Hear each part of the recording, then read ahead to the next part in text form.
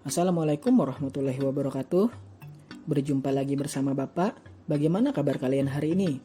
Bapak harap kalian selalu sehat dan tetap semangat belajar online di rumah. Amin. Hari ini kita akan belajar tema 2, muatan IPS materi sumber daya alam. Tujuan dari pembelajaran kita hari ini adalah kalian dapat mengetahui pengertian sumber daya alam yang dapat diperbarui dan tidak dapat diperbarui beserta contohnya, dan kalian dapat mengetahui pemanfaatan sumber daya alam bagi kegiatan ekonomi masyarakat. Jadi, simak video ini baik-baik ya. Sumber daya alam atau SDA. Sumber daya alam adalah segala sesuatu yang berasal dari alam. Sumber daya alam dibagi menjadi dua. Yang pertama, sumber daya alam yang dapat diperbarui dan sumber daya alam yang tidak dapat diperbarui. Sumber daya alam yang dapat diperbarui. Sumber daya alam yang dapat diperbarui adalah sumber daya alam yang jumlahnya tidak cepat habis, apabila habis, cepat dibentuk kembali, dan jumlahnya sangat melimpah. Contohnya, air, angin, matahari, tumbuhan, dan hewan. Sumber daya alam yang tidak dapat diperbarui. Sumber daya alam yang tidak dapat diperbarui adalah sumber daya alam yang jumlahnya terbatas, apabila habis, dibutuhkan waktu yang lama untuk membentuknya kembali. Contoh, batu bara, minyak bumi, gas alam, emas, dan besi. Pemanfaatan sumber daya alam untuk kegiatan ekonomi.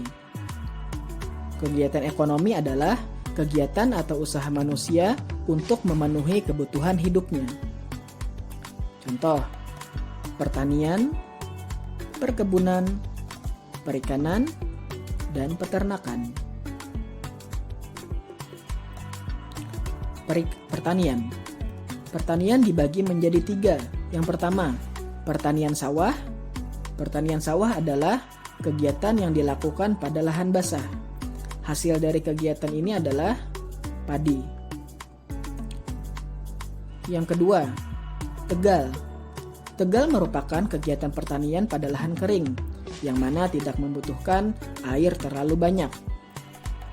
Hasil utamanya adalah tebu, jagung, nanas, ubi jalar, dan singkong.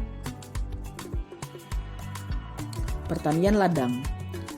Pertanian ladang merupakan pertanian yang dilakukan dengan cara membuka areal hutan untuk kemudian ditanami tanaman. Hasil utamanya adalah gandum dan sayuran. Perkebunan. Perkebunan dapat dibedakan menjadi 2. Yang pertama, perkebunan dataran tinggi dan perkebunan dataran rendah. Contoh dari perkebunan dataran tinggi adalah teh, cengkih, buah-buahan, dan sayur-sayuran. Sedangkan perkebunan dataran rendah contohnya adalah sawit.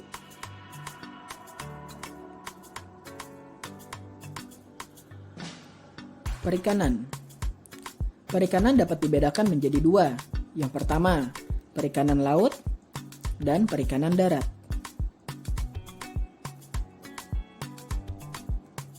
Perikanan laut. Perikanan laut biasanya dilakukan oleh mayoritas penduduk yang tinggal di pesisir pantai. Perikanan laut adalah usaha menangkap ikan yang dilakukan langsung di laut. Hasil yang dihasilkan dari perikanan laut adalah tuna, cumi-cumi, tongkol, dan masih banyak lagi. Perikanan darat. Perikanan darat adalah kegiatan memelihara dan menangkap ikan di darat. Berbeda dari kegiatan perikanan laut, perikanan darat biasanya dilakukan di danau, sungai, empang, tambak, rawa, dan kolam. Peternakan. Peternakan adalah kegiatan memelihara atau mengembangbiakan hewan. Hasil dari peternakan adalah telur, daging, susu, bulu, dan lain-lain. hewan ternak. Hewan ternak dibagi menjadi 3. Yang pertama, hewan ternak besar. Contohnya sapi, kerbau, dan kuda. Yang kedua adalah hewan ternak kecil. Contoh dari hewan ternak kecil adalah kambing, kelinci, dan domba. Yang terakhir, hewan ternak unggas. Contoh dari hewan ternak unggas adalah ayam, bebek, dan angsa. Ya, sekian pembelajaran kita hari ini. Semoga dapat diambil manfaatnya. Apabila dari kata-kata Bapak terdapat kesalahan, Bapak ucapkan maaf. Assalamualaikum warahmatullahi wabarakatuh.